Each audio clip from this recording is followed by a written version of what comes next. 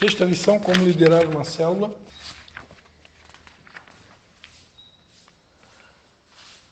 Qual o dever do líder de célula? Fazer discípulos, liderar pessoas para que elas se tornem seguidores de Jesus Cristo. Pode falar mais alto, Natasha?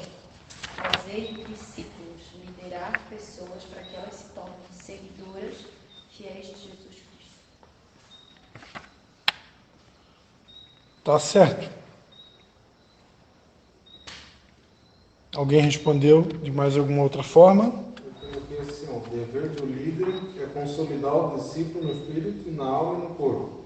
Além disso, deve ensiná-lo como pescar outras vidas para o reino de Deus. O que tu respondeu está no parágrafo ali, né? Do caráter do líder de célula, né? Isso, lá embaixo. Eu respondi, copiei, não copiei, né? Ali em cima, no 1, eu escrevi o que está ali, do como liderar células. E aí eu botei só o primeiro linha, é consolidar o discípulo no espírito, na alma e no corpo. Eu botei o que está um pouquinho em cima da versão. Ah, Isso, no 1, isso, eu botei isso que está aqui, ó. Eu coloquei aqui uma resposta, foi mais baseada no meu entendimento, né? Não necessariamente está aqui na apostila. Eu coloquei ensinar pelo exemplo, tornar-se modelo para seus discípulos, né? Coloquei essa resposta. Que a principal dever nosso como líder é ensinar pelo exemplo, né? Se o meu exemplo fala mais que as minhas palavras, né? Se eu não tiver um bom testemunho, as minhas palavras vão por água abaixo, né? Então, pode-se colocar, né, o dever do líder de célula se tornar um modelo para os seus discípulos, mas como está aqui a resposta, né? O dever dele, né, além de se tornar um modelo, ele precisa consolidar o discípulo, né? E aqui diz, no espírito, alma e corpo. Por que espírito, alma e corpo? Porque nós somos espírito, alma e corpo, né? E a Bíblia diz que Deus vai nos santificar no corpo, na alma e no espírito. Por isso, amados, que é importante que eu faça uma manutenção dessas três partes, pode ser do meu ser, né? Tão importante como cuidar da minha vida espiritual, através de uma vida de oração, meditação na palavra, adoração a Deus, né? Eu preciso também cuidar da minha alma. Como é que eu cuido da minha alma? Praticando um hobby, assistindo a série, né? Falam tão bem daquela série do The Chosen, né? Eu assisti poucos capítulos, mas quem já assistiu dizem que é maravilhoso, né? Que é a história de Jesus mesmo, a bíblica assim, contada, bem atualizada para os dias de hoje e muito real, assim, né? Oi? O The Chosen, né? Tem na Netflix a série The Chosen. Escreve T-H-E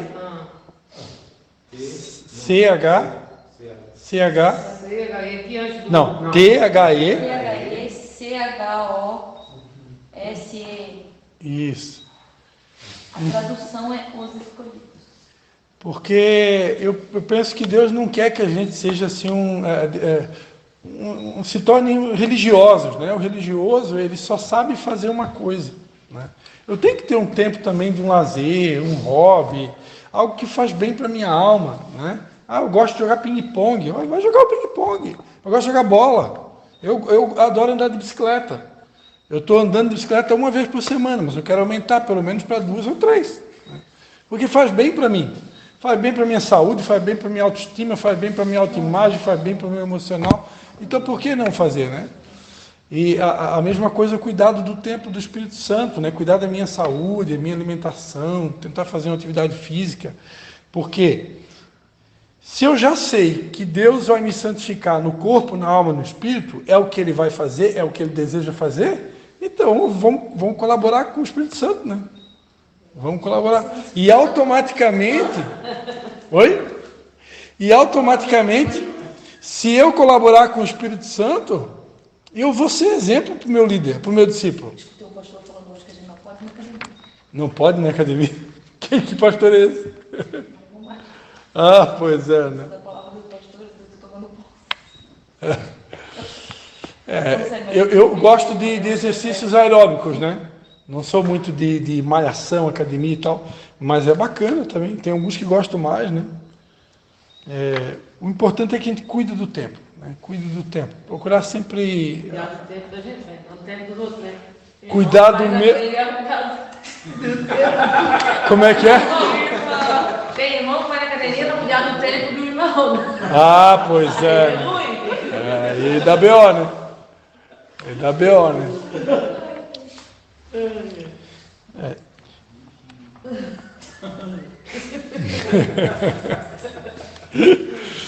Amém, queridos.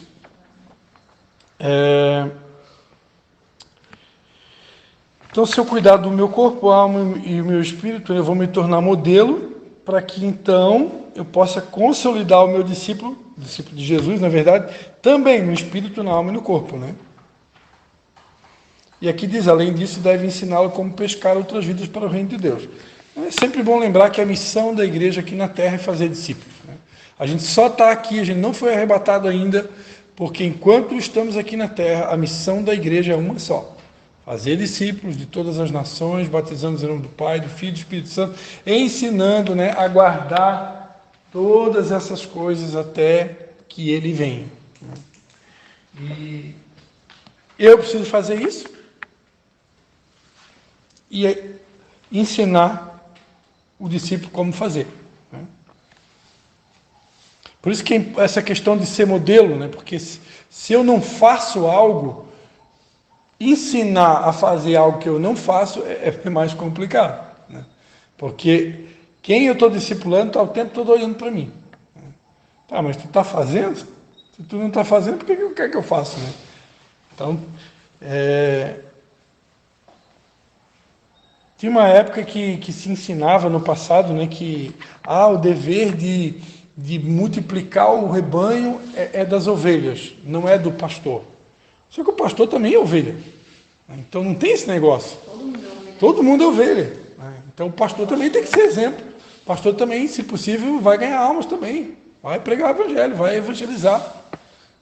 Mas eu não sou evangelista. Mas quando surge a oportunidade, eu tenho que falar. Mesmo que eu não sou evangelista.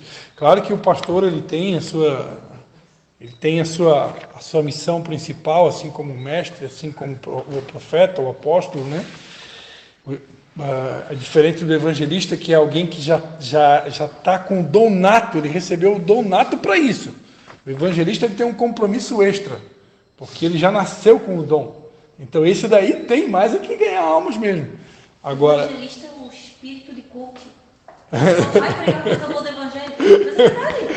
É tipo assim, esses dias a gente estava conversando sobre isso na célula, até na terça-feira, e eles estavam falando do David Leonardo. Eu falei, cara, mas tu escuta as entrevistas dele? Ele é um evangelista nato, tipo, porque ele é mais coach do que outra coisa. Cara, mas tu escuta uma entrevista dele, ele não está ministrando pra gente, convertido, há um monte de tempo, sentado no banco da igreja. Sim, não é o foco dele, não é o foco dele. Outras pessoas, ele quer ganhar pessoas para Jesus.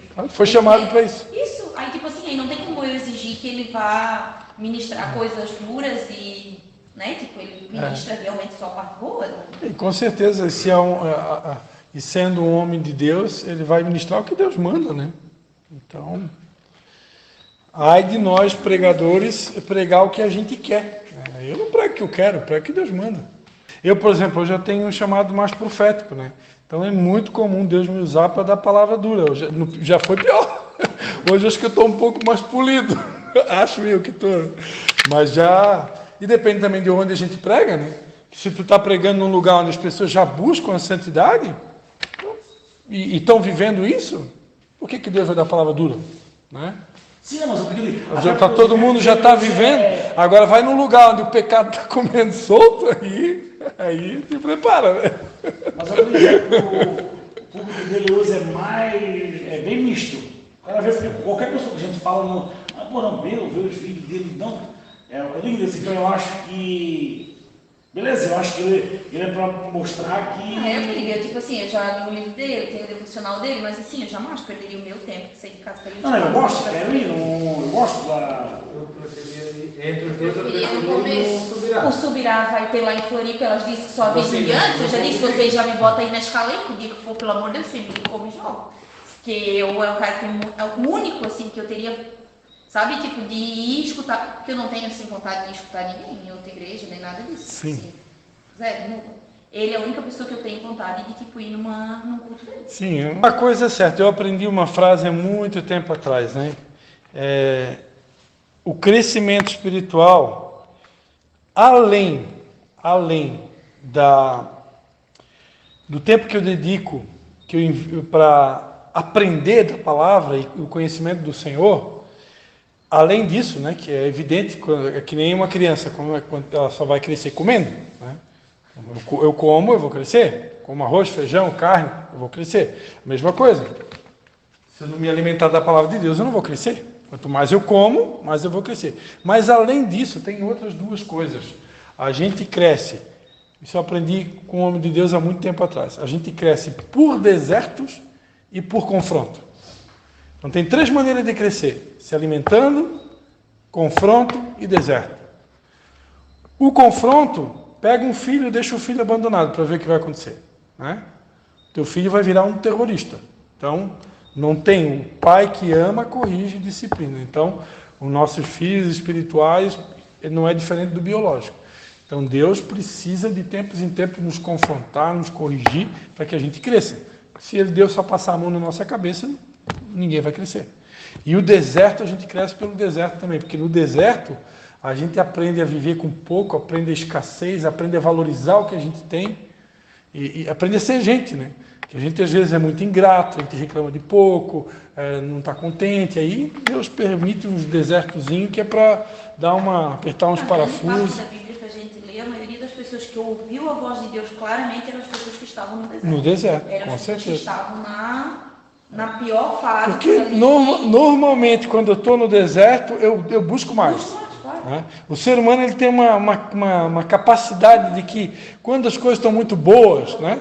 Está ganhando dinheiro, a coisa está fluindo, tá tudo na bênção e tal, ele tem uma tendência a relaxar. Ele relaxa na oração, ele relaxa na busca, ele já começa a faltar o culto, já vai ficando a coisa mais ou menos. Aí Deus permite um desertinho, uma provinha dura aí, que aí o camarada, opa, alguma coisa tá esquisita aqui. Então, vamos lá, pessoal. Só para encerrar esse assunto, né? Eu creio que dentro dos 5 ministérios, cada um é específico, cada um tem uma chamada específica, e cada um vai prestar conta diante de Deus dos seus atos, das suas mensagens, dos seus efeitos. Né? Eu creio que a gente não pode julgar, não compete a nós fazer isso. Agora, claro, né? À luz da palavra, se a gente observar qualquer coisa que está fora da palavra, eu não sou obrigado a engolir, né? Agora, a gente nunca pode esquecer que todas essas pessoas são irmãos nossos, né? Eu sei, queridos, que até onde vai o meu conhecimento, a Bíblia diz: de graça recebestes, de graça dais, né? O apóstolo Paulo, um dos maiores pregadores do evangelho da história bíblica, né? Ele, podendo receber pelo que ele fazia, ele decidiu trabalhar para não ser pesado para a igreja, né? Para não ser oneroso para as pessoas. Então, eu vejo que isso é uma referência para mim. Para mim, referência maior que Paulo na Bíblia não tem, né? Então, é complicado. Eu creio e ensino isso para todo mundo. A Bíblia diz que digno de duplicados honorários. Tem uma versão bíblica que é duplicada a honra, mas eu pesquisei, a maioria das versões diz: digno de duplicados honorários são aqueles que trabalham no ensino da palavra. Então, quem faz isso aqui, ensina a palavra, deveria receber bem, né? O ministério que essa pessoa está e tal, enfim, deveria receber bem. Agora, uma coisa é as pessoas perceberem o valor daquilo que você faz e desejarem espontaneamente te honrar financeiramente, ou não só financeiramente, mas de outras maneiras, não necessariamente precisa ser dinheiro, né? E outra coisa é você cobrar por aquilo que você faz. Aí são duas coisas diferentes. Porque se eu estou cobrando, aí é uma honra imposta, né? Estava falando na live que eu gravei agora, né? Amor forçado é estupro. Então eu não posso forçar uma pessoa a gostar de mim, eu não posso forçar uma pessoa a frequentar a igreja onde eu sou pastor, eu não posso forçar uma pessoa a valorizar o meu trabalho. Se ela não reconhece, é ela e Deus, né? Assim como eu não posso forçar uma pessoa a entregar dízimos e oferta. Deus ama o que dá com alegria. Se eu for entregar um dízimo forçado, nem Deus recebe isso. É a mesma coisa que botar dinheiro ali, vai ajudar a pagar a despesa da igreja, mas Deus não recebe. Porque Deus só recebe quem dá com alegria, né? Então, são coisas distintas, né? Agora, eu não sei, eu vejo que tem muitos pastores hoje cobrando, né? Cobrando na internet, está cheio. Eu não sei, talvez se eles têm algum tipo de revelação que eu não tive. Eu não tenho essa revelação, né? Então, de repente, agora, aí, enquanto eu não tenho essa revelação deles, eu fico com o exemplo de Paulo, né? E que para mim é uma das maiores referências bíblicas, né? E o próprio Jesus, né, amado? Só para encerrar esse assunto aqui, ó. Vamos para a Bíblia, né?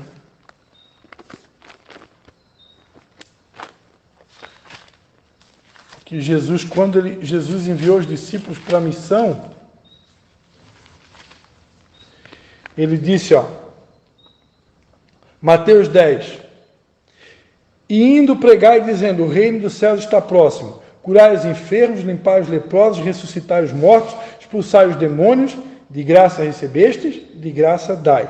Não leveis ouro, nem prata, nem cobre, nem vossos cintos, nem alforge é uma sacola de couro, né? Para o caminho, nem duas túnicas, nem sandálias, nem bordão, pois digno é o trabalhador do seu alimento. Jesus está dizendo que não leva muita coisa. Não precisa levar ouro, não precisa levar duas túnicas, um monte de sandália, um monte de par de sapato, um monte de coisa, não precisa levar nada disso. Porque o obreiro é digno, né? Então, Deus, que é o dono da prata, do ouro, que sabe muito bem as necessidades dessa pessoa que está indo para a missão, Deus vai suprir. Se Deus não suprir os seus servos, então rasga a Bíblia, né? A Bíblia diz, nunca viu o justo padecer necessidade, nem a sua descendência mendigar o pão. Agora, o problema é que às vezes parece que tem alguns pregadores do evangelho que eles estão querendo algo mais que Deus não prometeu. Eles estão querendo viver um padrão de vida, ou uma ostentação, para não dizer soberba, né?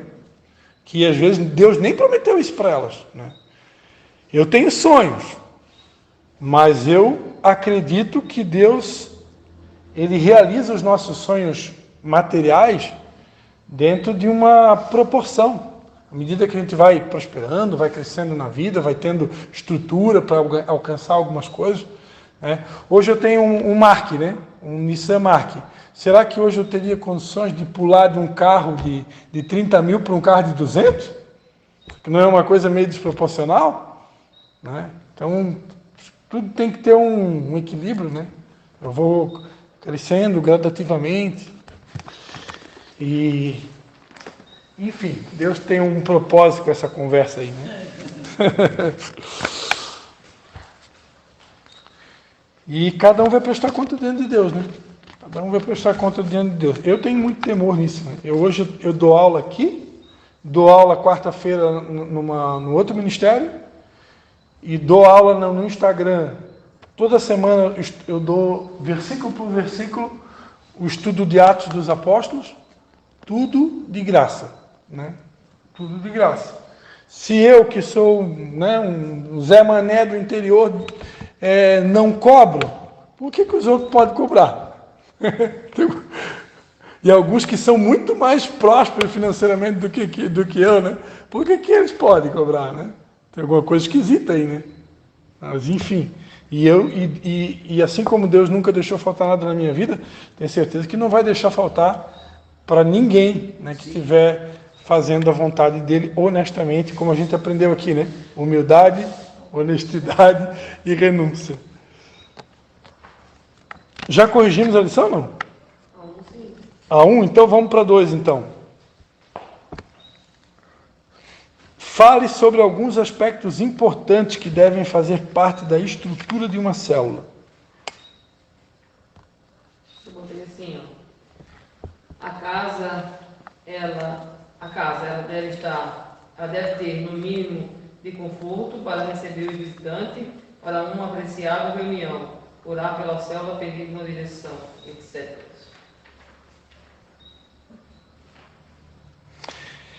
Aqui, queridos, ó, no livro texto tem todos os detalhes, tá? Essa foi a aula que eu fiz gravado na internet, né? Mas basicamente, ó, ter um local adequado para poder fazer a célula, adequado, arrumado e limpo, né? Chegar com antecedência no local, orar pela célula e na célula, né? Então, são detalhes que a gente encontra aqui no item, o meu aqui é item 5, né? No meu é o 4.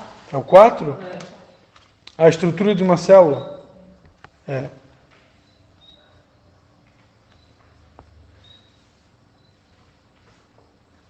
Isso está aqui no último parágrafo, né? Ó, o líder modelo deverá ter em seu lugar de reunião sempre arrumado, limpo, antes da chegada dos liderados, deverá orar e ungir o ambiente, né? Gerando assim uma atmosfera espiritual favorável, né? Para a atuação do Espírito Santo. Sempre chegando com antecedência no local, né?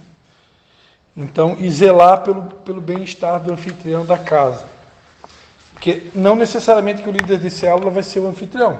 Às vezes ela é o líder, mas quem está cedendo a casa para a célula é uma outra pessoa. Essa pessoa que oferece a casa para a célula é chamada de anfitrião.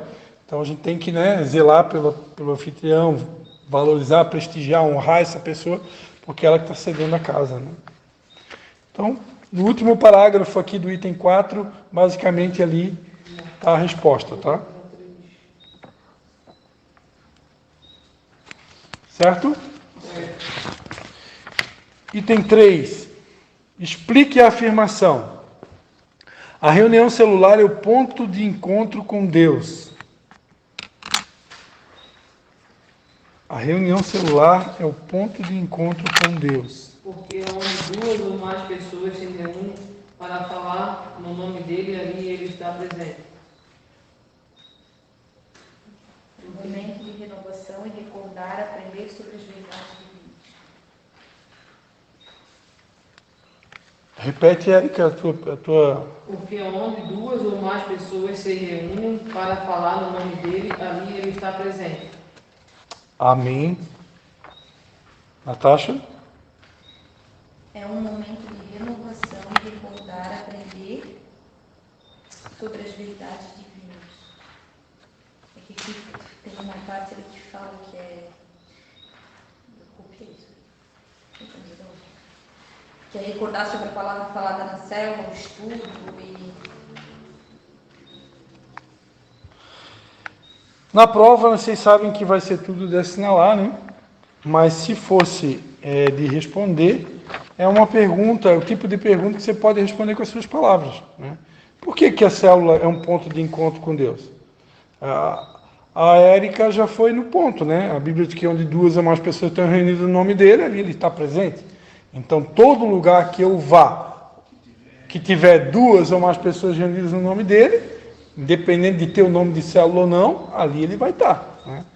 Agora, se eu já sei que a célula é um lugar já específico para se aprender sobre Deus, para se falar das coisas de Deus, porque ninguém faz uma célula para assistir novela, né? Então, é óbvio, né, que um local que foi preparado, ungido, consagrado especificamente, assim como o templo religioso, né, para se encontrar com Deus e aprender das coisas de Deus, é óbvio que esse lugar vai acabar realmente cumprindo o objetivo pelo qual ele foi criado, né? Então,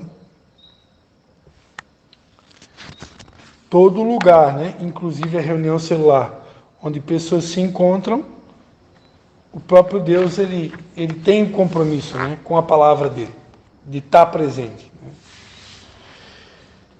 Embora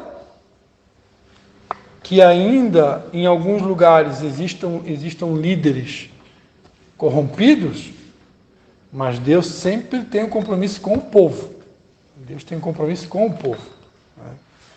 Por isso que Deus usa até vasos meio sujinho, né? Deus ainda usa até os sujinhos, né? Porque a Bíblia diz que Deus não remove, né? Como é que diz o versículo? Os dons de Deus são irrevogáveis. Então, mesmo que a pessoa esteja corrompida, um pregador do Evangelho, ainda assim Deus não remove o dom, porque o dom é irrevogável, Deus não tira. Né? Então o cara pode estar no pecado, literalmente no pecado, na lama. Ainda assim, o dom Deus não tira. É onde que você vê, às vezes, né, mercenários, que você vê lá, o cara parece até que é o cara do fogo, né? É um verdadeiro lobo disfarçado, né? Mas porque Deus não retira o dom, acaba confundindo, né? E tem pessoas que têm o dom, né? Então impressiona, né? Onde nós ficamos, as igrejas em geral ficam com mau testemunho por causa disso. Sim, com certeza. Só que quem é de Deus de verdade, que está num lugar como esse, mais cedo ou mais tarde ele vai começar a perceber. Porque a mentira vem à Na tona. Bíblia diz que muitas pessoas vão ser enganadas até os últimos dias. Tem isso também. Tem isso também. Na verdade, eu vejo que quanto mais isso acontece, mais é profecia se cumprir. Sim. Mas tipo assim, Deus não leva em conta a quem está na ignorância, né? Então, num caso como esse, a cobrança não vai vir sobre a pessoa, sobre o discípulo, a cobrança vai vir sobre o líder dela, sobre aquele pastor impostor que está lá. Aquela pessoa, se ela morrer numa ignorância, ou praticando algo que ela aprendeu com um líder impostor, que ela acha que está certo. Mas se for uma heresia que não está na Bíblia, a obrigação é da pessoa de ler a Bíblia e aprender que está errado. É tipo assim, a pessoa, é como tu diz, a pessoa mais cedo ou mais tarde vai perceber entre aspas. Na Bíblia deixa bem claro que, tipo assim, muitas pessoas vão ser enganadas justamente por isso. Pelo excesso de controle, porque as pessoas não vão. Acreditar na pessoa que está ali, Mas não confiem na palavra. Isso é um erro bíblico, né? A gente precisa consultar tudo que está sendo falado. Né? A gente já falou sobre isso aqui, sobre os bereanos, né? Mas enfim, vamos lá, pessoal, que o relógio não para, né? Fale sobre pelo menos 5 procedimentos que antecedem uma reunião de célula. 5 procedimentos que antecedem uma reunião de célula. Então, pessoal, isso aqui está tudo ali no item 5 ali, né? Então, ali tem vários procedimentos, né? Fixe um horário e dia da semana para a sua reunião. Procure não mudar de horário. A sua reunião precisa ser num lugar nobre. Jamais reúna na igreja, né? Embora que nós, durante a pandemia, precisamos reunir na igreja, lá em Nova Trento. Os assentos devem ser adequados, né? Dar um mínimo de conforto, na medida do possível. O local deve ser coberto. Ideal que tenha um banheiro, né? Uma descarga funcionando, papel higiênico, né? Acesso à água potável. De preferência, ambiente luminoso, com baixo ruído. Se tiver um aparelhinho de som, né? A verdade é que a Bíblia diz, né? Maldito aquele que faz a obra do Senhor relaxadamente, né? Então a gente tem que estar sempre querendo melhorar, aperfeiçoar. Eu me lembro que eu fui numa célula de vocês ali, teve um dia que o André, estava o André e o Neto, né? Aí o André ligou o violão na caixinha de som e o Neto também ligou o teclado. Cara, é diferente, né? Claro que nem todas as células têm, né? Quem não tem ninguém que toca, vai no sonzinho, né? Bota lá o CDzinho e deu. Agora, se tem alguém que toca e pode ainda ligar isso no aparelho, né? Faz a diferença, né? Um louvor bem tocado, uma pessoa ungida, faz diferença, né? Faz um culto sem louvor, vai direto na palavra, não é a mesma coisa, né? Então, tudo que se puder aperfeiçoar, né? É bênção. Explique por que a casa do líder é o melhor lugar para reunir uma célula. porque traz facilidade para o líder sem depender de terceiro. Para que não haja atraso, para que possa orar com antecedência e ungir o lugar. A gente pode juntar as duas respostas e fazer uma só, né? Amém? Mas facilita, né? O líder, quando ele faz na casa dele, né? Ele já está em casa, então tudo facilita, né? Qual o tempo mínimo de duração de uma célula e como ele está distribuído? O tempo mínimo é 1 hora. O resto eu botei 5 minutos de introdução, louvor 10 minutos, ministração 30 minutos, Aí eu não botei o tempo apelo final 5 minutos. minutos, oferta 5 e avisos e oração final 5. Isso daí. Eu não botei o tempo de cada coisa, eu só botei 1 hora e eu respondi. Aqui diz como que está distribuído o tempo, né? Sim. Então aqui é uma sugestão, tá, queridos? Não é uma regra, mas é uma sugestão, uma palavra de abertura, 5 minutos. Tempo de louvor, 10 minutos. A palavra principal, 30 minutos. O apelo, né? Tempo ali de consolidação, Mas quando vamos colocar para as 2 horas de célula, palavra assim. Ó, quando a gente está apaixonado por Jesus, não tem hora para começar, não tem hora para terminar, aquela coisa assim. Só que, claro, como a célula ela tem um objetivo evangelístico, né? A proposta da célula é ganhar almas para Jesus, então tem que cuidar para não passar de 1h30, seria o ideal, né? Porque pode ter um visitante ali, cri-cri, que está acostumado com uma programação religiosa de 40 minutos, ele já vai no primeiro dia, 2 horas de célula, ele pode estranhar, né? E se é um cara que começa a trabalhar às 4 da madrugada, né? Igual o pai, vai dormir com galinha. Porque até como a Maria falou que a célula não é para projeto.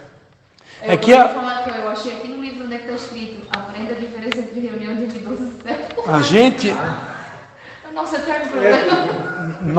nós vivemos... Acho que é para nós, mas Nós vivemos muitos momentos como igreja e dependendo do momento, a fase que a gente está passando, a célula muitas vezes ela se transforma num local de consolidação.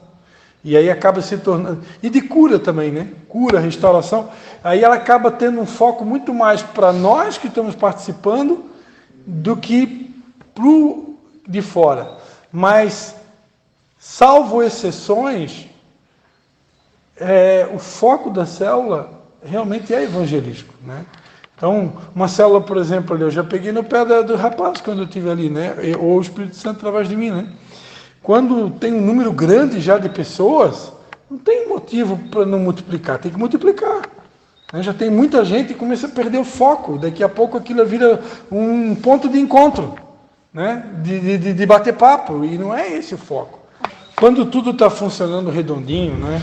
O ideal é que o pastor ele faça, né? Pelo menos de tempos em tempos, faz um investimento com a liderança, né? Reúne a equipe. Então tem palavras. Aqui a gente tem o meu pai que está numa situação de saúde não muito boa já há um tempo, né?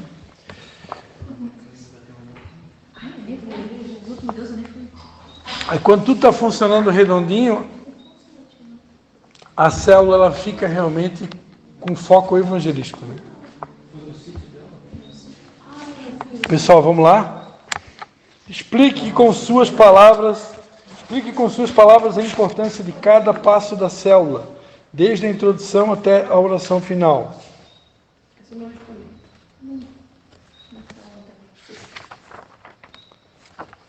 Aqui, né? Explique com suas palavras a importância de cada passo da célula, desde a introdução até a oração final. Então, na prova não vai cair esse tipo de pergunta, né? vamos para a próxima lição que tem uma questão. Mas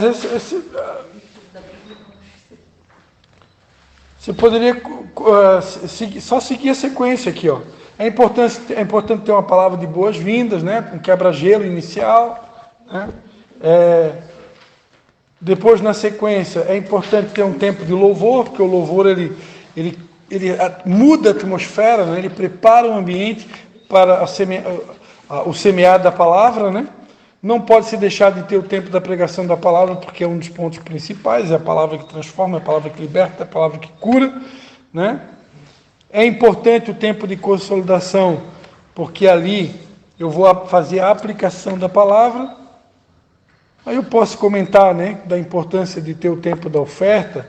Essa oferta pode ser utilizada para o próprio fortalecimento da célula, né? Cada um, eu posso a cada 4 meses, sei lá, a cada 3 meses, fazer um churrasquinho na célula com aquele caixinha ali, não sei como é que funciona aqui em Canelinha, né?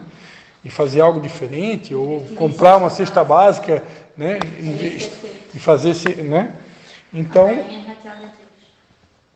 e a importância dos avisos aqui, e a gente tem o costume aqui em Canelinha também, a questão do momento dos testemunhos, né?